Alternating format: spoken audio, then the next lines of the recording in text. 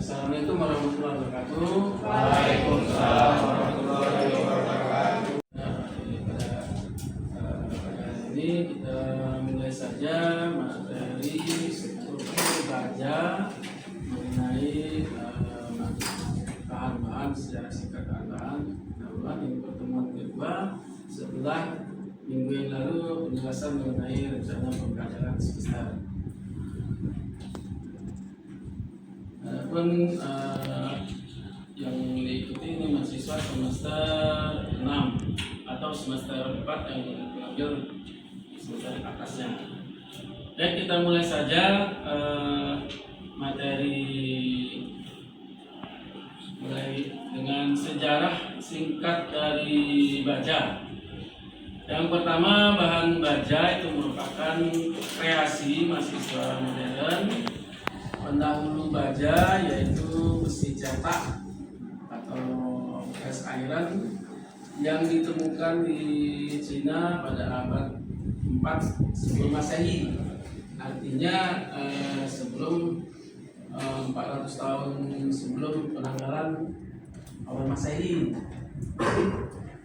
Dan besi tempat telah banyak digunakan pada banyak gedung dan jembatan sejak pertengahan abad ke-18, artinya sekitar tahun 1700-an kalau abad 18 sampai pertengahan abad ke-19, artinya tahun 1800-an. Ya, kalau abad ke-18 tahun 1700-an, kalau abad ke-19 berarti tahun 1800-an. Seabad setelah ditemukannya bahan baja tersebut telah banyak dikembangkan baik dalam sifat materialnya maupun metode dan juga jenis penggunaannya. Namun demikian, bahan baja tidak dimaksudkan merupakan jawaban untuk semua masalah struktural. Bahan bangunan lainnya seperti beton, bata, kayu, batu, atau tanah liat mempunyai peran sendiri-sendiri dan dalam banyak situasi dapat merupakan alternatif yang paling ekonomis. Mana yang paling ekonomis? Akan tetapi dalam penggunaannya pada bangunan dan apabila perbandingan atau rasio antara kekuatan persatuan berat harus tinggi, artinya harus besar nilai daya dukungnya, maka bajalah yang dapat memenuhinya. Baja daya dukungnya besar, di mana kekuatan tariknya sama dengan kekuatan tekan, beda dengan bahan lainnya. Jadi kuat tariknya 1 ton, kuat tekan juga 1 ton, artinya sama. Kuat tekan dan kuat tariknya sama. Bahan yang lainnya belum tentu sama. Ini berdasarkan dari pengujian atau penelitian terdahulu. Struktur baja mulai dipakai pada saat pembangunan jembatan di Sendelos Missouri mulai pada tahun 1868 dan selesai tahun 1874, artinya 6 tahun proses pelaksanaan ini ya, pembuatan jembatan di Sendelos Missouri. Baja yang dipergunakan untuk konstruksi tersebut adalah baja paduan atau alloy steel. Pada umumnya mengandung lebih dari 98% besi dan biasanya kurang dari 1% karbon. Baja juga mengandung elemen paduan lainnya seperti silikon, magnesium sulfur, fosfor, tembaga, krom, dan nikel dalam berbagai jumlah.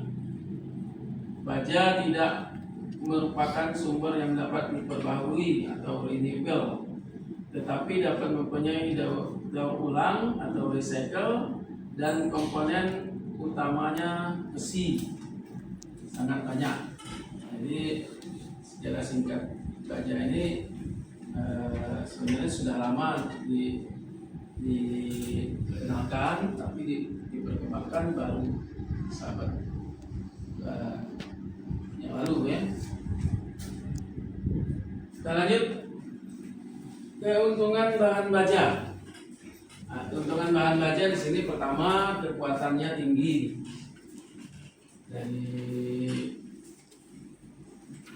Dari dukung ya, daya dukung baja itu kekuatannya tinggi. Atau sifat mekanisnya ya, sifat mekanis kan ada sifat fisis, ada sifat mekanis. Ini sifat mekanisnya daya dukungnya tinggi. Baja bisa diproduksi dengan berbagai kekuatan yang bias dinyatakan dengan kekuatan tegangan tekan leleh atau sigma R simbolnya ya, atau juga dengan adanya tegangan tarik batas atau sigma ultimate, sigma U ultimate, tegangan tarik batas.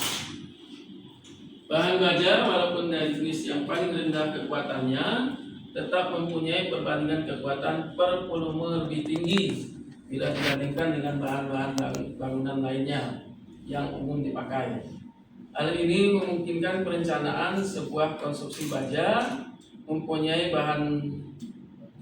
beban mati yang lebih kecil untuk bentang yang lebih besar atau lebih panjang, sehingga memberikan kelebihan ruang dan volume yang dapat dimanfaatkan akibatnya langsingnya profil-profil yang dipakai. Jadi sekalipun dia kekuatannya paling rendah, tapi termasuk tergolong masih kekuatan tinggi ya, dibandingkan material lainnya. Kita lanjut. Yang kedua, keuntungan bahan baja yaitu kemudahan pemasangan. Semua bagian-bagian dari konstruksi baja bisa dipersiapkan di bengkel atau di workshop, masalahnya di workshop, sehingga satu-satunya kegiatan yang dilakukan di lapangan ialah kegiatan pemasangan bagian-bagian konstruksi yang telah dipersiapkan. Sebagian besar dari komponen-komponen konstruksi mempunyai bentuk standar yang siap bisa diperoleh di toko-toko, sehingga waktu yang diperlukan untuk membuat bagian-bagian konstruksi baja yang telah ada juga bila dilakukan dengan mudah, karena komponen-komponen baja biasanya mempunyai bentuk standar dan sifat-sifat tertentu serta mudah diperoleh di depot atau di toko bangunan. Itu untuk proses pemakaian ya, atau pemasangan. Kemudian yang ketiga keuntungannya keseragaman atau homogenitas. Keseragaman bahan dan sifat-sifatnya membuat baja dapat diduga secara cukup tepat, sehingga para insinyur dapat mengharapkan elemen-elemen dari konstruksi baja bertingkah laku sesuai dengan yang diduga dalam perencanaan. Dengan demikian dapat dihindari terdapatnya pemborosan yang biasanya terjadi dalam perencanaan akibat adanya berbagai yang ketidakpastian. Jadi artinya di sini kalau sebutannya keseragaman atau homogenitas, ya kekuatannya kalau dalam satu batang profil baja itu sama. Kalau kita uji di bagian mulai dari bagian pangkal awal ini, pangkal kiri sampai ujung, ya sama kekuatannya, keseragamannya, homogenitas. Beda dengan bahan-bahan lainnya. Bahan-bahan lainnya belum tentu, karena apalagi yang sifatnya dicetak, ya, dicetak. Sama ini juga dicetak, tapi lebih sifatnya sudah fabrikasi. Lanjut, keuntungan bahan baja selanjutnya yang keempat, daktilitas. Apa itu daktilitas? Daktilitas adalah sifat dari baja yang dapat mengalami deformasi yang besar di bawah pengaruh tegangan tarik yang tinggi tanpa hancur atau tanpa putus. Sifat ini membuat struktur baja mampu mencegah terjadinya proses runtuhnya bangunan secara tiba-tiba. Jadi kalau jarang terjadi ya, bahkan tidak pernah terjadi untuk struktur baja yang memakai bahan baja tiba-tiba langsung roboh. Dia ada tanda-tandanya, ada ini ada apa? Ada tanda-tanda untuk mau roboh ya. Terus ya, tidak langsung ketika roboh, apalagi kalau ada gempa ya, gempa dia masih ada ikatan. Kemudian di samping itu masih ada keuntungan lainnya yang dapat diperoleh dari struktur baja, yaitu pertama bisa dilas, yang kedua komponen-komponen strukturnya bisa digunakan lagi untuk keperluan lainnya. Selanjutnya komponen-komponen yang sudah tidak dapat digunakan lagi masih mempunyai nilai sebagai besi kuat. Lanjut, struktur yang dihasilkan bersifat permanen dan pemeliharaan juga tidak terlalu sukar. Artinya pemeliharaan paling dilapisi dengan cat atau bahan lapisan lainnya. Struktur dengan bahan baja perlu diusahakan supaya tahan api. Mudahnya bahan baja mengalami korupsi. Ini kelemahan dari bahan baja. Selain tadi sebelumnya ada keuntungan bahan baja, ini ada kelemahan dari bahan baja. Yang pertama, struktur dengan bahan baja perlu diusahakan supaya tahan api. Yang kedua, mudahnya bahan baja mengalami korosi atau karat. Yang ketiga, kekuatan berkurang pada temperatur tinggi. Yang keempat, tidak mampu mencegah terjadinya pergeseran horizontal kalau terjadi gempa. Itu ya. Jadi kalau terjadi gempa, paling kelemahannya di sambungan. Di sambungan tidak boleh terlalu kaku. Kalau sambungannya kaku, patah. Jadi sambungannya harus fleksibel. Jadi kalau ini paling ada goyangan, artinya tidak langsung tubuh. Nah itu keuntungan dan kelemahannya. Kemudian kita lanjut sifat mekanika baja.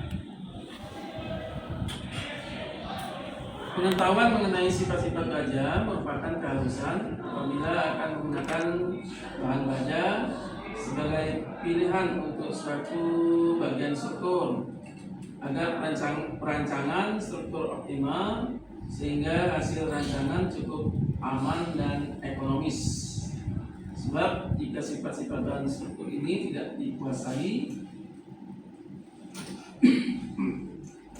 hasil perancangan tidak saja poros, melainkan juga dapat berbahaya.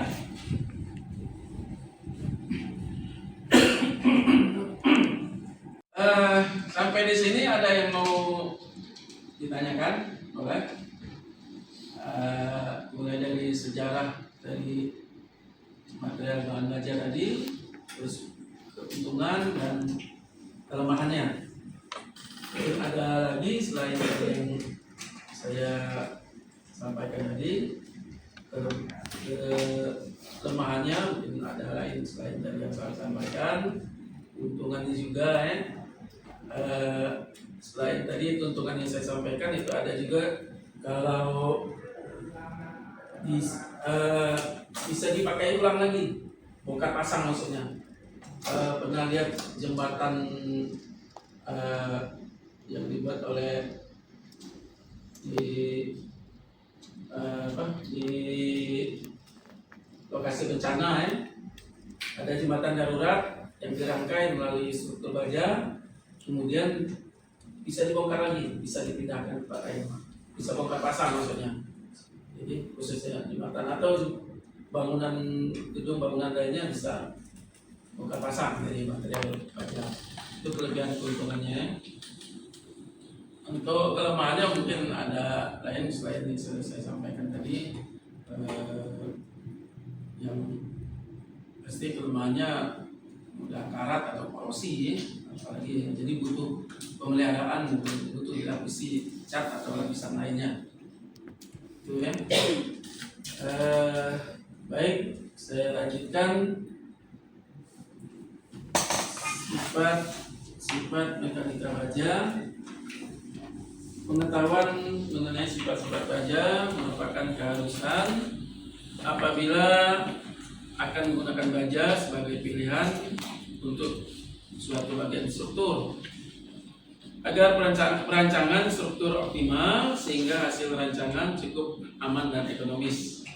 Sebab jika sifat-sifat dan struktur ini tidak dikuasai, selain poros juga bisa berbahaya ya.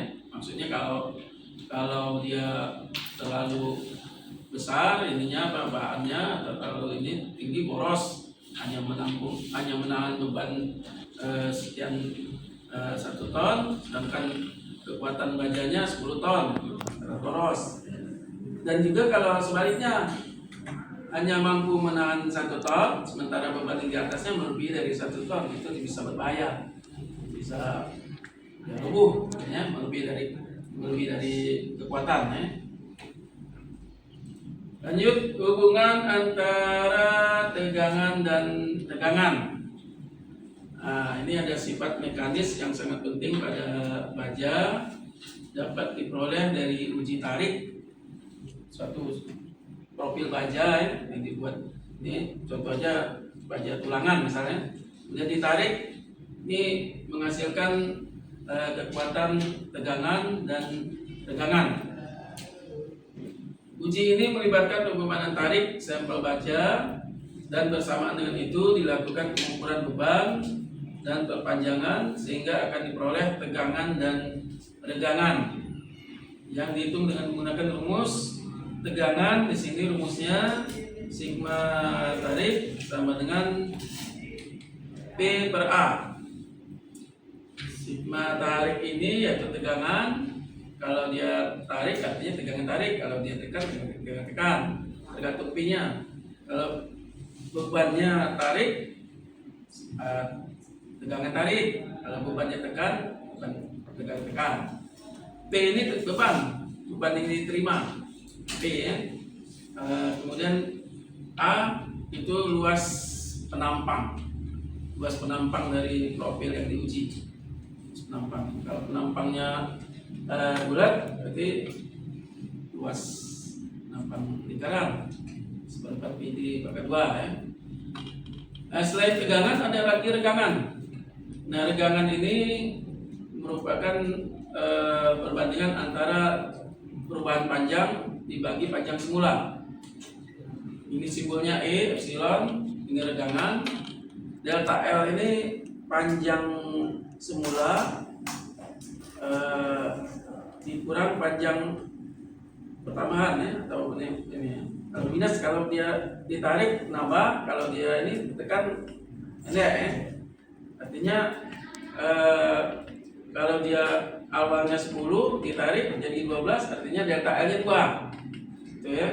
Dibagi R panjang semula. Jadi 2/10 itulah nilai regangannya tanpa satuan. Beda ya, kalau tegangan ada satuan kilogram per cm persegi, kalau regangan tanpa satuan. Karena sentimeter dibagi sentimeter, hilang satuannya. Ini kalau 2/10 0,2 itu ya regangannya. Nah, ini hubungan antara tegangan dan regangan tadi. Rumusnya tegangan sigma TR sama dengan P per A, tegangan epsilon epsilon sama dengan delta L per L0.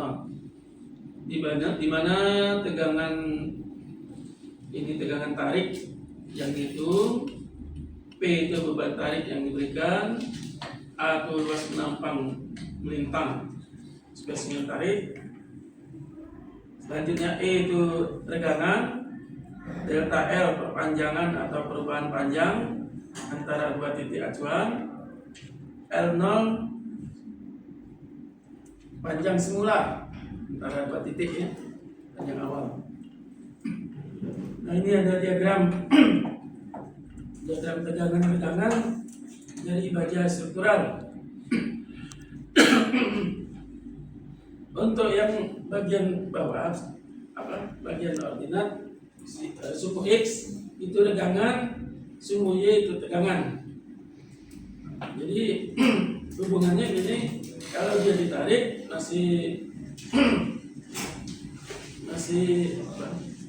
garis linier ya, itu mencapai titik leleh. Tapi ya, sudah mencapai titik leleh, dia masih naik lagi. Itu kelebihan dari baja.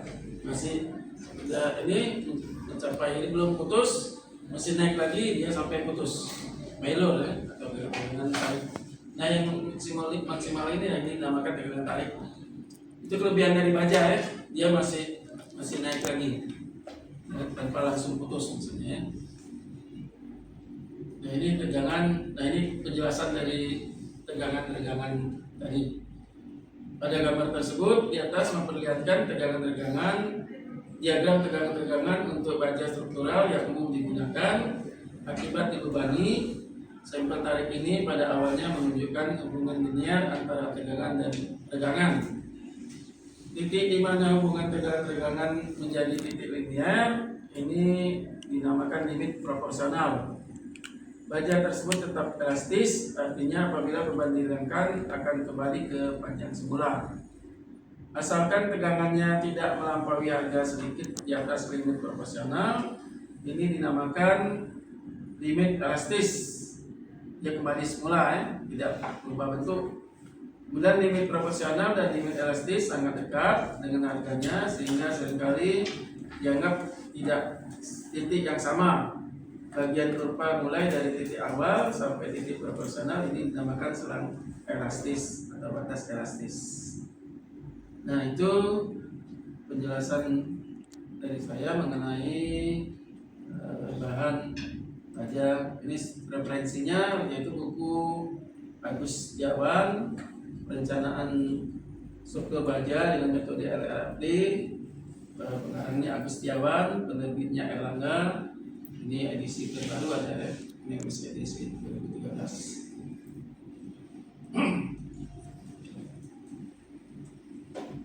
Oke, mengenai penilaian ya, ada di samping penilaian kehadirannya diambil 10%, tugas diambil 20%, ada tugasnya, ini tugas besar ya, tugasnya menghitung rangka baja, merencanakan rangka baja, rangka atap ya, rangka atap dengan bentang di atas 20 meter lebar. Kemudian ujian hariannya diambil 10%, jadi sudah 40%. Ujian mid semesternya 25%, ujian akhir semesternya 35%. Jadi kehadiran mohon utamakan ya, jangan sampai kehadirannya kurang dari 70%. Jadi kalau kurang dari 70%, otomatis sudah belum mencapai kehadiran. Oke, itu saja. Sampai di sini dulu pertemuan saya. Kita akan lanjutkan lagi ke hari Selasa depan. Saya tutup. Assalamualaikum warahmatullahi wabarakatuh. Waalaikumsalam warahmatullahi wabarakatuh.